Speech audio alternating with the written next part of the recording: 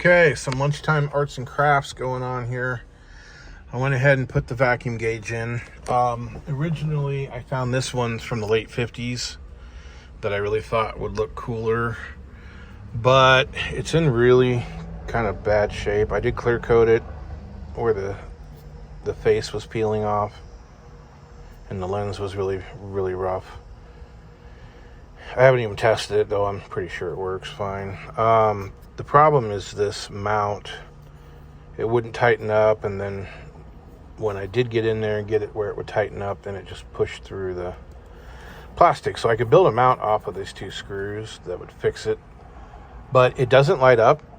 So I went in there with some glow-in-the-dark paint and painted the needle, and I painted each one of these fifth marks. So I've got these guys on my keychain so I could charge it up, but yeah, so after that mount fell out, I decided not to use it. And I had this one, I guess it's from the 80s or whatever. It does look a little older, but obviously not as old as this car.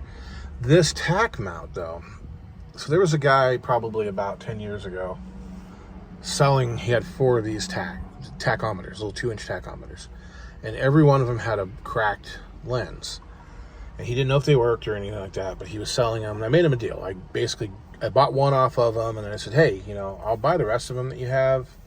You have 3, I'll give you, $40 for the 3. And he's like, all right, as is. And I bought them, and the first one I bought, I put in my Wagoneer.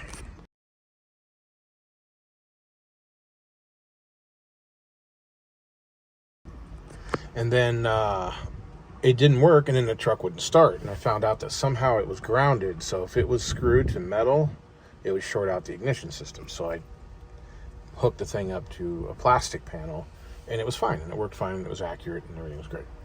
The other 3 I went through on the Mazda when I wanted to put a tack in it, and all 3 of them are dead. They don't work. But I saved them because I really like this little mount here. And the 2-inch fit it. I had to get a little creative, on how to mount it, because this ring just sits in there where the tack had a screw that held everything together. So I made it work and, flipped this little bracket around, and boom, there we are. So that's good. I've got it was going to be a GPS speedometer, but it's actually an OBD2 speedometer that does a bunch of things. And it's roughly 2-inch, and it sits kind of flat. That's going to go there because you can't really see the speedometer that great. As a matter of fact, you can't see it as well as you can see it on the screen. So let's see. Here's my face.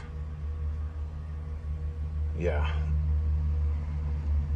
So you can't really see the 60 mile an hour mark. I've been running it about 150 kilometers an hour is where I've been setting the cruise control. And I'd like to know exactly where I am. And 2, if I ever get pulled over and they say I'm speeding, I say, I got a GPS speedometer here, bud. So that'll be coming. I'll have to take this back off and run the wires down through it. And then out the bottom here and plug it into the OBD2 port. But that, again, is coming.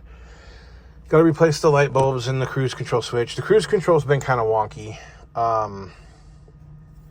One thing I did notice last night is one of my brake lights isn't working, and that's 0 of the LEDs are working. So I'm pretty sure it's not blown out, but the wire might have come unsoldered. I don't know. So we're going to go check that out real quick because it's almost time for me to go back in. So be right back. Well, that bulb didn't last very long. It was super dim. You couldn't even see it, and I had to thump on it to make it work. And yeah, anyway, hopefully I can do all this without screwing anything up. So I've got a new bulb. This is a 5-watt, so it should be a little brighter anyway. Okay, I had this thing working, and it was working well, and it warned me about the valves. I had to change the bulb. It blew out. Got it all back together, and now the thing doesn't work. And I think the problem is it's got a capillary in there that makes the needle move. The bulb The original bulb was tiny, tiny, tiny. The aftermarket bulbs are more elongated. If you put them in too deep, they hit that capillary, and I didn't think about that. So I got to pull it back apart and slide the bulb out a little bit and make sure it's going to be okay. Alrighty. There it goes. And so, like I said, I couldn't hook it up to the dimmer because of the ground, so I had to hook it up to ignition power. I'm a little perturbed because it should be going up closer to 30 on deceleration. But I do need to adjust the valves, so maybe not right now, but we will soon. I did get a license plate, so we'll see about that. Okay, people, been busy. Couple hours here. Again, never mind my welds. So I got that tied in.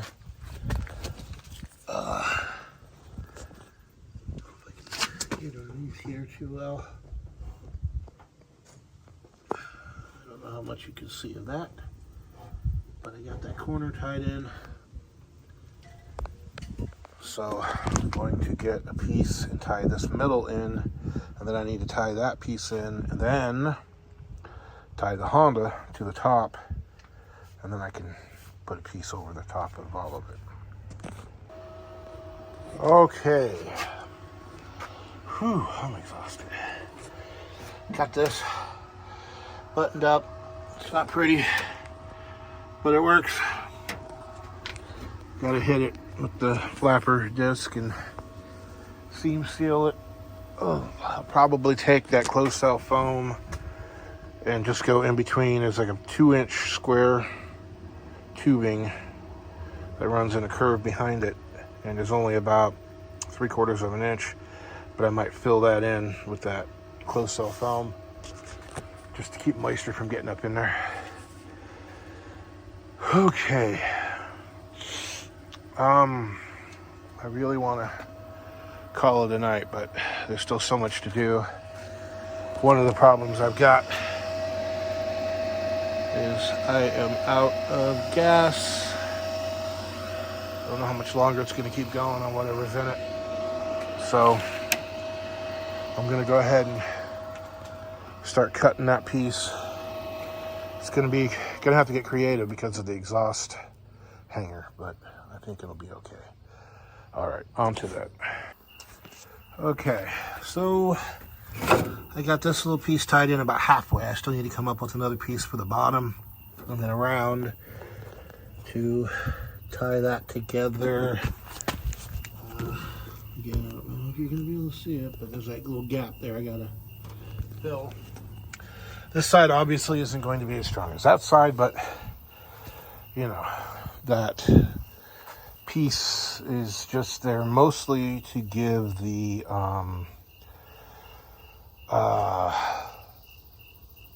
bumper somewhere to mount, which may not work over there because of the exhaust mount, but we'll see. That's one point to tie the two bodies together. Tomorrow I will get the Honda frame rail tied to the Rambler. I've got this piece. I don't know if I saved the other piece. I might have scrapped it. I need to get that piece off of there. And then that'll go like so.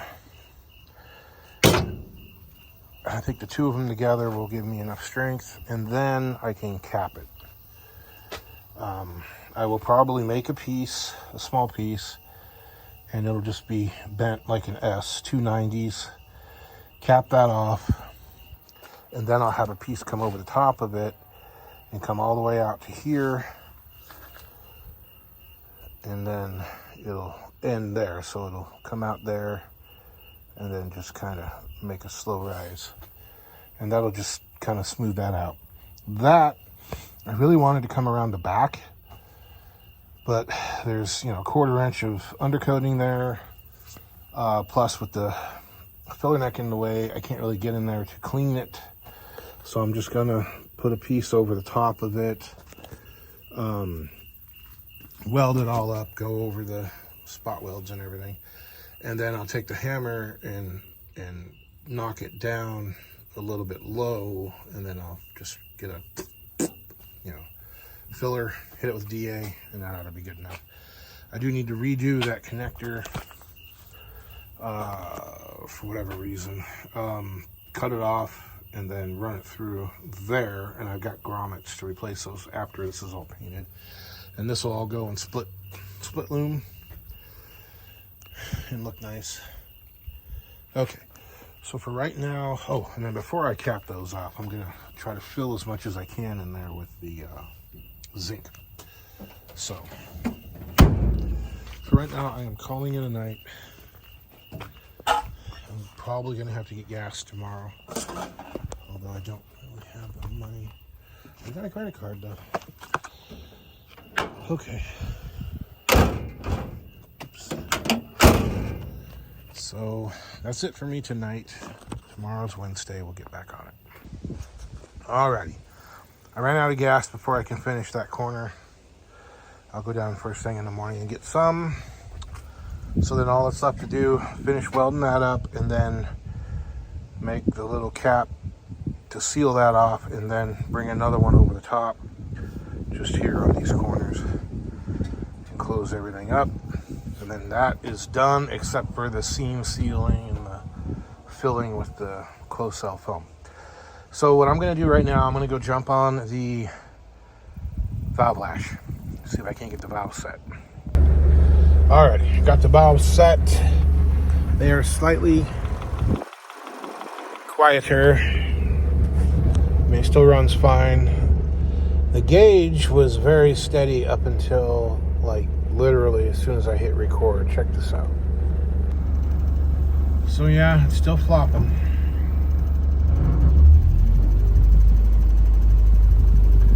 Could be one of those things where this head, because this is a reman head I bought. Let's say that somebody didn't change their timing belt or bent the valves and they missed one, maybe.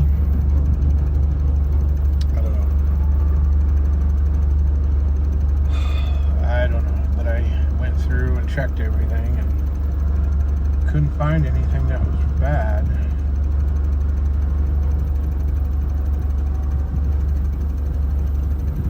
Keep an eye on it, I guess. Oh, let's see. Those rattles are kind of annoying, but not a lot I can do to it until I put this thing together permanently. Okay, so I went and got the gas. I need to get back on it, finish up that corner, and try to get those two panels cut, bent, and welded in. Luke's got a doctor's appointment here in about 2 hours, so I need to hurry up. So, time to get busy.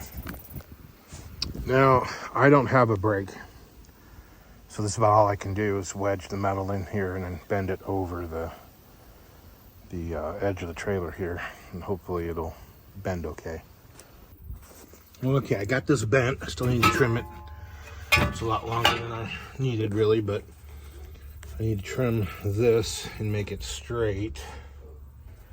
So I'll mark that and trim it real quick. Alrighty, there's my patch.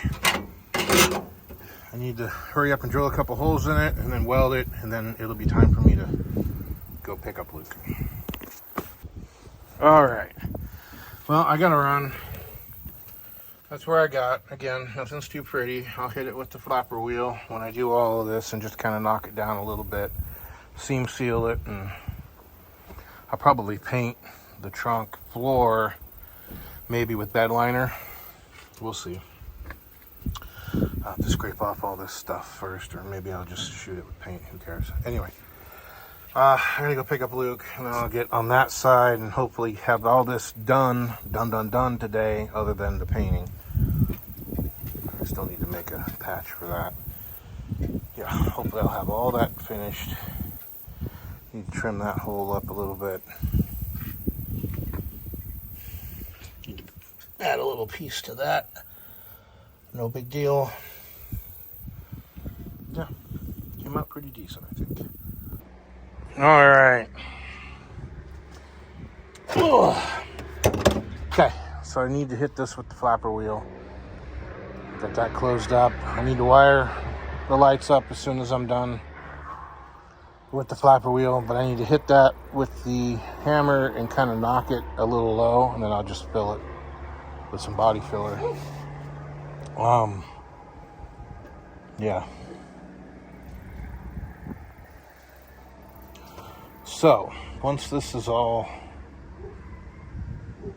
ground down and in primer, then and seam sealed, then then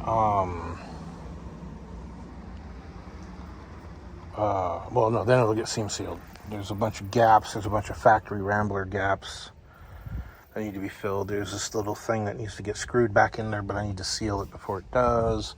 Those two holes could use plugs. I need to get grommets for the taillights.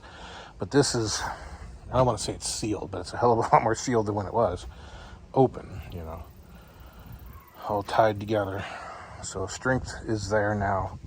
Maybe not factory strength, definitely not factory Rambler, and obviously not factory Honda, but it's there. And the rocker is about the only real welding that's left to do. And I can start working on stuff like that. Painting, whatever. At least once I get the wheel wells trimmed out and the rocker's done, then this thing will be watertight. And I can drive it in the winter as long as it's not salted, the roads aren't salted. But right now I'm going to hit that with the flapper wheel and then knock it down. Okay, I just threw some edge primer down just for now to kind of keep it from rusting bad. I know edge primer's not really going to stop that, but the next step would be to hit it with the flapper and get some of those welds knocked down. Hit it with edge primer again, and then seam seal it, prime it, and eventually paint everything. For now, though, I got the lights wired. I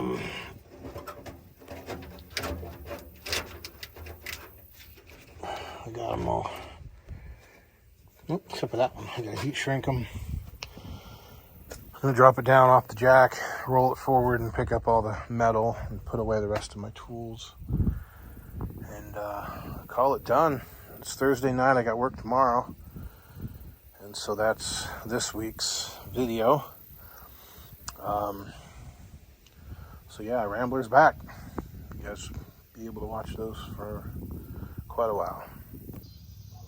I never did show you guys the lights working. Once I got that adjustable flasher in there, I could turn it down and let those things do what they're supposed to do.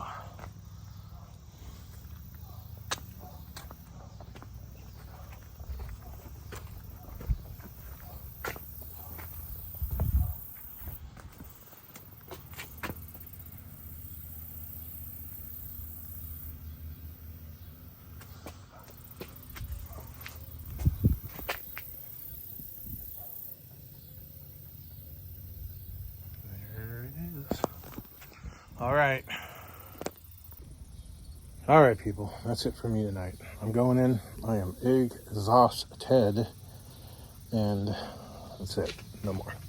See you next week.